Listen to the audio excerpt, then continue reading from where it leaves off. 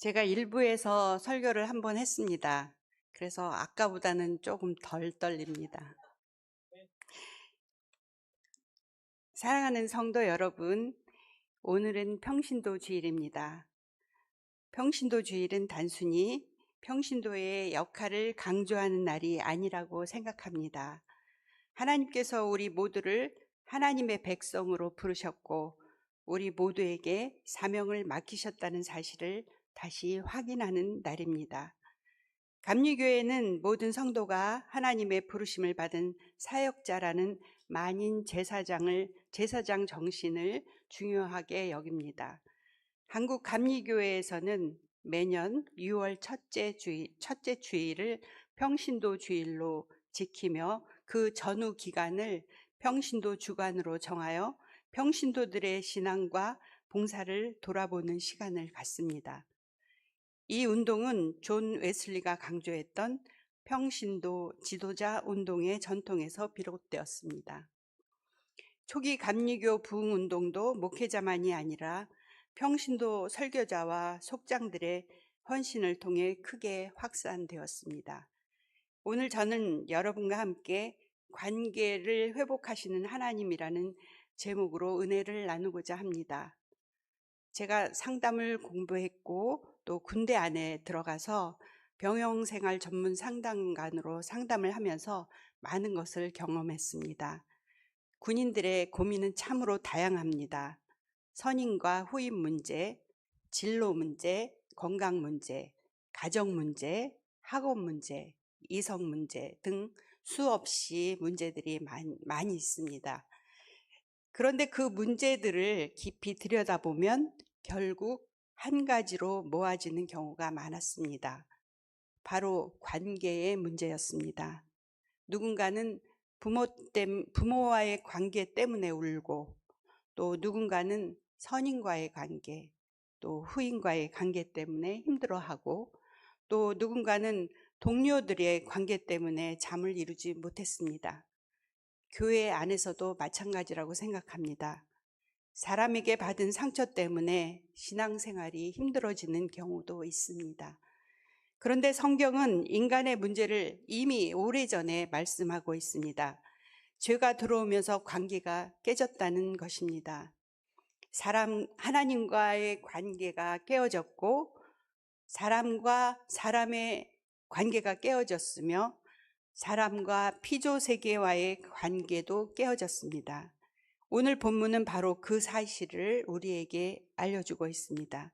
그가 그리스도로 말미암아 우리를 자기와 화목하게 하시고, 여기서 화목이란 말은 헬라어로 카탈라게라고 하는데 적대 관계를 끝내고 원수 상태를 친구 관계로 바꾸는 것을 의미합니다.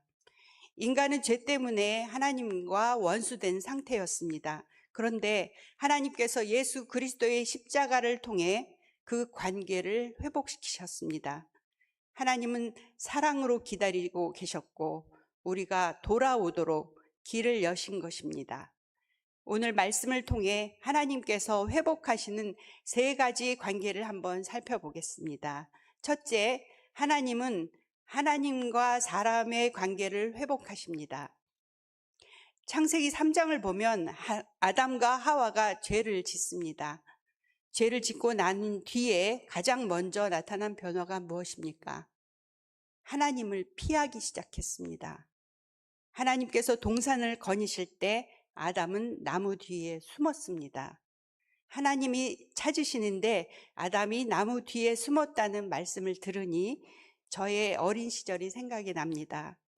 복도 끝에서 나 있는 쪽으로 오시는 무용 선생님을 보고 황급히 피해서 뒤돌아서 다른 곳으로 갔던 나의 모습입니다. 초등학교 2학년 때 9살 때 일입니다. 호기심이 많았던 저는 엄마에게 피아노를 가르쳐달라, 바이올린을 가르쳐달라, 또 뭐를 가르쳐달라, 남들이 하는 거는 모두 하고 싶어서 다 해달라고 졸랐습니다. 그러나 말씀드리는 족족 엄마는 여러분 어떤 답이 나올지 아시죠? 돈이 없어서 안 된다. 그래서 뭐든지 하고 싶은 어린 인자는 무용대에 나가는 무용부 모집에 엄마 허락도 안 받고 손을 번쩍 들어서 그 무용부 연습을 했습니다.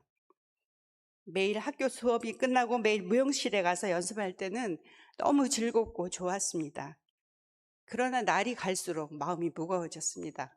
이게 어떤 확실한 계약 속에서 즐겁게 임하는 것이 아니라 엄마와 나의 관계가 이제 어둠 속에 있었고, 또 이제 엄마에게 고백을 해야 된다는 그 생각 때문에 마음이 점점 무거웠습니다.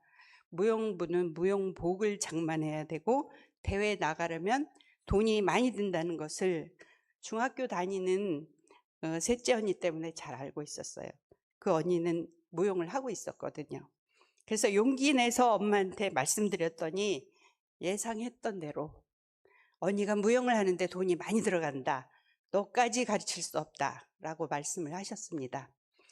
그래서 무용을 관둬야 하는데 벌써 보름이나 연습을 했고 선생님께 무용을 못한다고 말씀드릴 용기가 나지 않았습니다. 그 다음날부터 엄마에게 말씀드린 다음날부터 무용실을 가지 않았습니다. 선생님을 만날까봐 늘 조마조마했습니다. 선생님과 어떤 계약을 맺지는 않았지만 그 무언의 계약 속에 어린 나이에도 나의 행동이 잘못되었음을 알기에 선생님이 먼 발치에서 보이면 숨게 되었습니다. 아담이 나무 뒤에 숨은 것처럼 어린 인자도 선생님을 피해 숨은 적이 있답니다. 죄는 하나님과 인간 사이를 갈라놓았습니다. 그런데 놀라운 사실이 있습니다. 하나님은 떠난 인간을 포기하지 않으셨습니다. 창세기 3장 9절을 보면 하나님께서 먼저 찾아오십니다. 여호와 하나님이 아담을 부르시며 그에게 이르시되 내가 어디 있느냐? 아담아, 내가 어디 있느냐? 이 질문은 위치를 몰라서 하신 말씀이 아닙니다. 내 아들아, 왜 나를 떠났느냐? 라는 하나님의 사랑의 부르심입니다. 성경 전체를 보면 구원의 역사는 인간이 하나님을 찾아간 이야기가 아닙니다. 하나님께서 인간을 찾아오신 이야기입니다. 우리가 하나님을 사랑하기 전에 하나님께서 먼저 우리를 사랑하셨습니다. 우리가 하나님을 찾기 전에 하나님께서 먼저 우리를 찾으셨습니다. 그래서 예수님께서 이 땅에 오셨습니다. 십자가는 단순히 죄 용서의 사건만이 아닙니다. 하나님과 인간 사이에 놓인 깊은 골짜기를 연결하는 화해의 다리입니다. 사랑하는 성도 여러분, 혹시 하나님과의 관계가 멀어져 있지는 않습니까? 예배는 드리지만 감격이 사라지고 냉랭하고, 기도는 하지만 형식이 되어버리고, 말씀은 읽지만 마음에 와닿지 않는다면 하나님께서 오늘 다시 우리를 부르십니다. 내가 너를 사랑한다. 내게로 돌아오라. 관계를 회복하시는 하나님께서 우리를 기다리고 계십니다. 두 번째, 하나님은 사람과 사람의 관계를 회복하십니다. 하나님과의 관계가 깨어지자 사람과 사람의 관계도 무너졌습니다. 아담은 하와를 탓했습니다. 창세기 3장 12절에 아담이 이르시되 하나님이 주셔서 나와 함께 있게 하신 여자 그가 그 나무 열매를 내게 주므로 내가 먹었나이다 라고 말씀합니다. 그 말씀 속에는 원망의 말이 숨어 있는 것 같습니다. 하나님이 내게 주신 그 여자가 먹으라고 했습니다 하는 그 원망의 말입니다. 또 창세기 4장 8절 가인이 그의 아우 아벨에게 말하고 그들이 들에 있을 때 가인이 그의 아우 아벨을 쳐 죽이니라. 죄는 사람을 하나님에게서 멀어지게 할 뿐 아니라 사람과 사람도 갈라놓습니다. 오늘날도 마찬가지입니다. 우리의 상처 대부분은 관계에서 옵니다. 제가 인천 해역방어사령부에서 상담을 하고 있을 때 이야기입니다. 군대 안에는 그 종교 부지가 있어서 그 종교 그 지에는 교회와 그 교회 옆에 절이 있고 절 옆에 성당이 있습니다. 그래서 교회에는 목사님이 계시고 절에는 스님이 계시고 성당에는 신부님들이 각각 근무를 하십니다. 그 군대 안에서 이제 목사님께서 상담 요청을 하시고 오셨습니다. 목사님의 그 고민은 그 군대 안에 있는 군종병 때문에 너무 힘들어서 못 살겠다, 힘들어 죽겠다, 이렇게 말씀을 하셨습니다. 그 다음 날 이제 목사님과 상담을 하고 그 다음 날 군종병이 상담을 신청했습니다. 군종병이 찾아와서 저는 목사님 때문에 힘들어서 죽겠습니다. 그래서 이 긴 시간 동안 상담을 계속해서 상담을 해서 두 사람은 각자 답을 찾았고 서로 맞춰가면서 군 생활을 보냈습니다. 두 사람은 성격이 완전히 반대인 사람들이었습니다.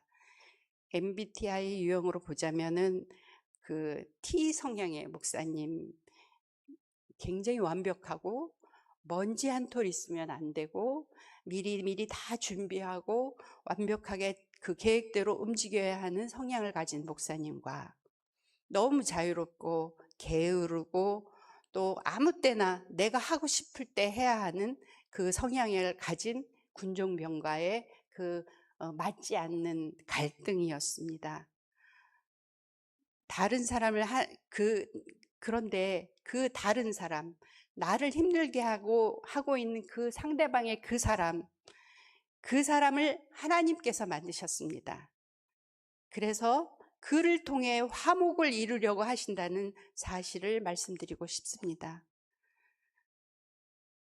하나님께서 화목을 이루려고 하신다는 사실에 앞서 우리는 자신의 상처만을 이야기하며 아파합니다. 우리 모두는 상처가 있고 모두는 그 아픔을 갖고 살아갑니다. 병원에 가면 몸의 상처는 거의 치료가 됩니다. 그러나 마음의 상처는 쉽게 낫지 않습니다. 특히 사람에게 받은 상처는 오래 갑니다. 그래서 많은 사람들은 말합니다.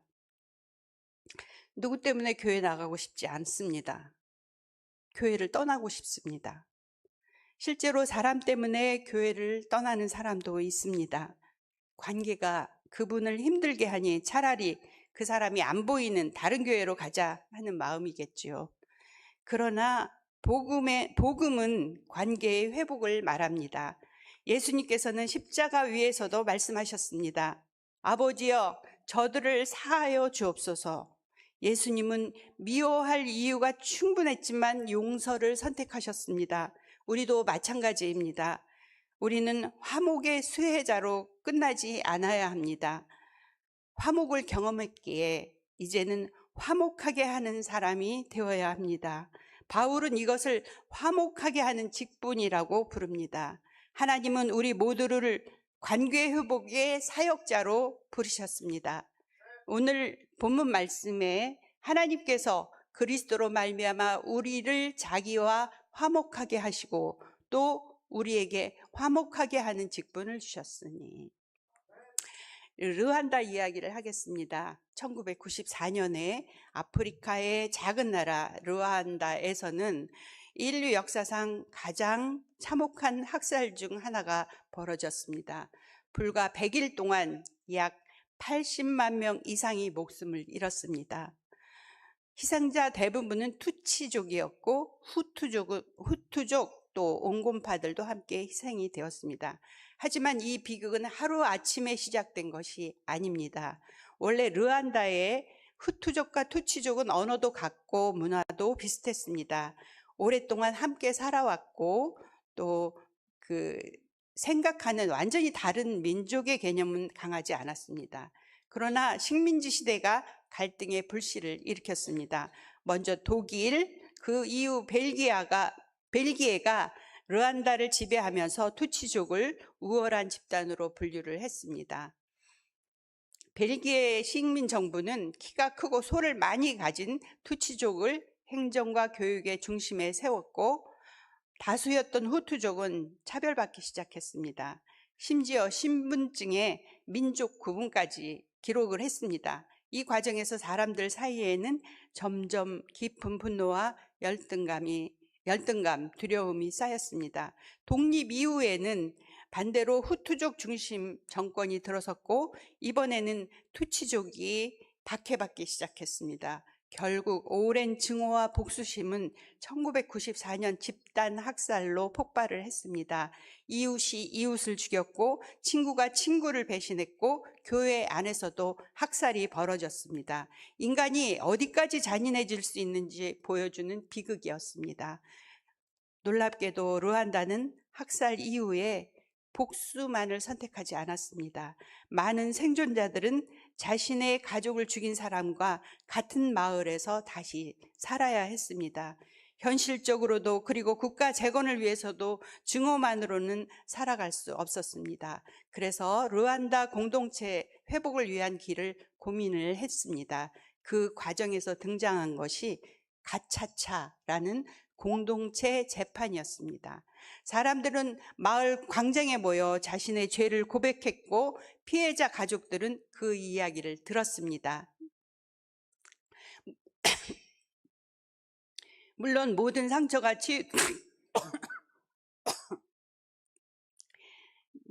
상처가 치유된 것은 아니었습니다.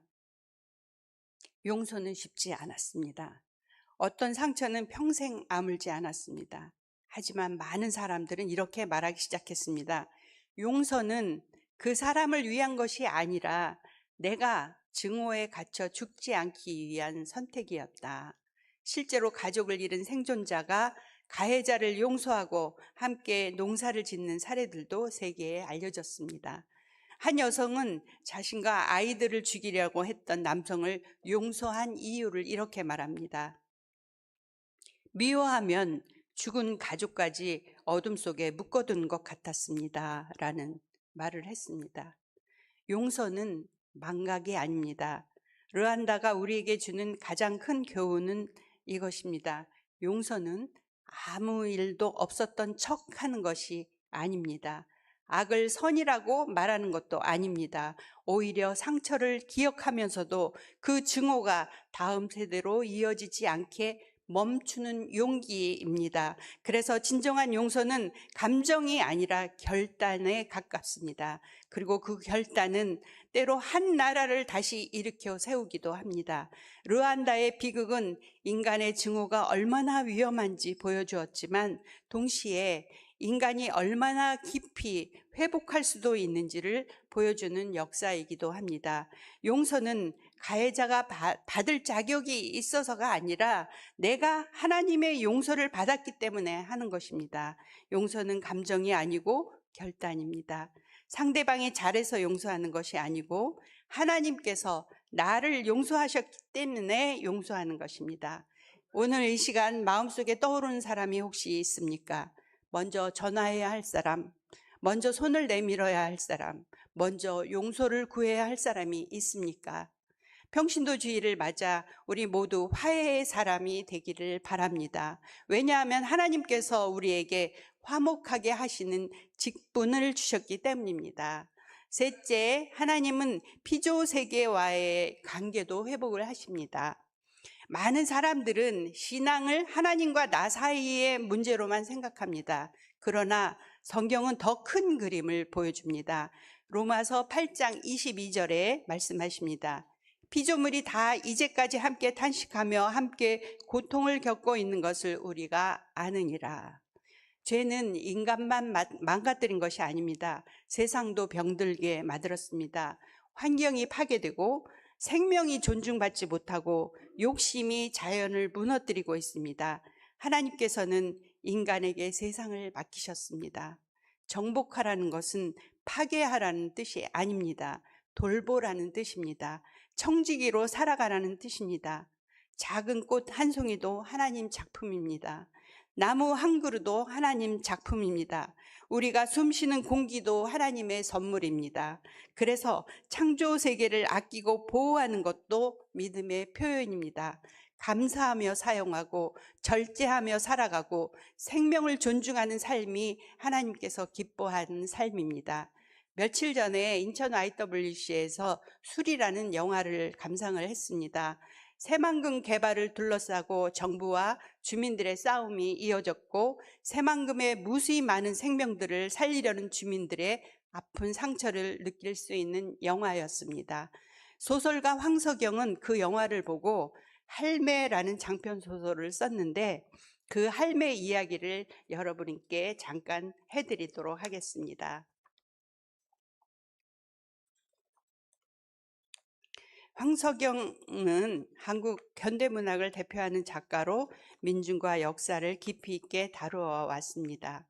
그 소설의 줄거리는 600년을 살아온 팽나무가 화자가 되어 한국사를 증언하는 내용입니다. 1장에 개똥지바퀴 새가 떨어뜨린 씨앗이 싹을 틔어서 팽나무 할매가 됩니다. 그렇게 600년의 이야기가 시작이 됩니다. 한 알의 씨앗이 거목으로 성장하여 공동체의 중심이 되는 이야기입니다. 그 개똥지바퀴 새는 이렇게 생겼습니다. 우리나라에서는 겨울 철새이자 통과 철새로 전국의 산림, 농원, 공원, 농경지 주변에서 관찰될 수 있는 아주 작은 새입니다. 번식지는 주로 시베리아 북부, 캄차카 반도, 사할린 등지에 알려져 있습니다. 그 작은 새가 물어온 그 씨앗이 할매라는 나무가 큰 나무가 되어서 2장의 마을의 기억인데, 조선의 마을에서 백성들의 희로애락을 지켜보는 것입니다. 굶주림 속에서도 사람들은 살아가고 무속인, 승려, 장사꾼들이 그 할매의 그늘 아래 모여들어서 살고 있습니다. 수많은 사람들의 탄생과 죽음, 슬픔, 기쁨을 그 할매는 보고 느끼고 있습니다. 3장 신앙과 저항인데, 천주교 박해시기를 봅니다. 신앙인들이 잡혀가고 순교하고 동학농민운동이 일어나고 백성들은 더 나은 세상을 꿈꾸며 저항합니다. 박해와 동학농민운동 속에서도 인간의 존엄을 계속됩니다. 4장은 군산 비행장 건설과 수탈, 독립운동가들의 투쟁과 희생을 지켜보는 그 할매 이야기. 억압 속에서도 사람들은 자유를 꿈꿉니다. 일제강점기의 아픔과 민족의 고난을 할매는 목격을 합니다. 5장 전쟁과 산업화입니다. 한국 전쟁의 참화 속에서 마을은 폐허가 되고 전쟁 이후에 산업화의 물결이 밀려옵니다. 사람들은 더 나은 삶을 찾아 도시로 떠나고 자연은 점점 상처를 입습니다. 전쟁과 개발 속에서 자연이 희생되는 과정을 할매는 보고 있습니다. 6장 생명의 미래, 새만금 간척 사업과 미군 기지 확장으로 자연이 파괴됩니다. 그러나 할매는 여전히 그 자리에서 모든 생명을 품고 미래를 바라봅니다. 인간과 자연이 공존해야 함을 강조하고 있습니다. 관계를 회복하시는 하나님, 모든 피조물을 돌보시는 하나님 이야기입니다. 우리는 자연과 공동체를 어떻게 돌봐야 할까? 또 하나님이 맡기신 세상을 나는 어떻게 가꾸고 있는가라는 숙제를 여러분 마음속에 품으시기 바랍니다. 생명과의 관계의 회복을 우리 함께 이루어 갑시다. 사랑하는 성도 여러분, 오늘 말씀을 정리하겠습니다. 인간의 가장 큰 문제는 관계의 깨어짐입니다. 그러나 하나님의 가장 큰 은혜는 관계의 회복입니다. 하나님은 우리와의 관계를 회복하셨습니다. 하나님은 사람과 사람의 관계를 회복하십니다. 하나님은 피조세계와의 관계를 회복하십니다. 그리고 하나님은 우리에게 말씀하십니다. 너희도 화목하게 하는 직분을 감당하라. 평신도주의를 맞아 우리 모두가 하나님께서 사용하시는 화해의 통로가 되시기를 바랍니다. 가정에서 관계를 회복하는 사람이 되십시다. 교회에서 관계를 회복하는 사람이 되십시다. 세상에서 관계를 회복하는 사람이 되십시다. 사람은 관계 속에서 상처받지만 하나님은 관계 속에서 치유하십니다. 그리고 하나님은 오늘도 우리를 통해 깨어진 관계를 회복하고 계십니다. 관계를 회복하시는 하나님께서 우리 모든 성도들의 삶 가운데 풍성한 은혜를 베풀어 주시기를 소망합니다. 기도하시겠습니다. 사랑이 많으신 하나님 아버지, 평신도 주간을 맞아 허물 많은 이 죄인이 말씀을 전했습니다. 잘못 전한 것이 있다면 모두 지워주시고 주님이 원하시는 말씀만 가슴에 남아 실천할 수 있는 동력이 되게 하여 주시옵소서. 관계를 통해 화목해 하시라는 하나님의 명령을 가슴에 새기어 평신도의 사명을 감당할 수 있게 하시옵소서. 거룩한 주일 예배를 드릴 수 있음이 감사하여 저희들의 정성을 드립니다. 날씨가 더움에도 땀 흘리며 주차를 돕는 손길들과 주방에서 식사를 돕는 손길, 또 용역교회 미래 세대를 위해 교사로 섬기는 손길들, 찬양으로, 반주로, 꽃을 꽂는 정성으로 방송실에서 또 숨어서 드러나지 않게 봉사하는 손길까지도 주님께서 축복하여 주시옵소서. 드리고 싶어도 물질이 없어서 드리지 못하는 심령을 주님께서 아시겠사오니 위로하시고 주님의 품으로 안아 주시옵소서. 이 모든 말씀을 우리를 화목케 하라 명령하신 예수님의 이름으로 감사드리며 간절히 기도드리옵나이다. 아멘.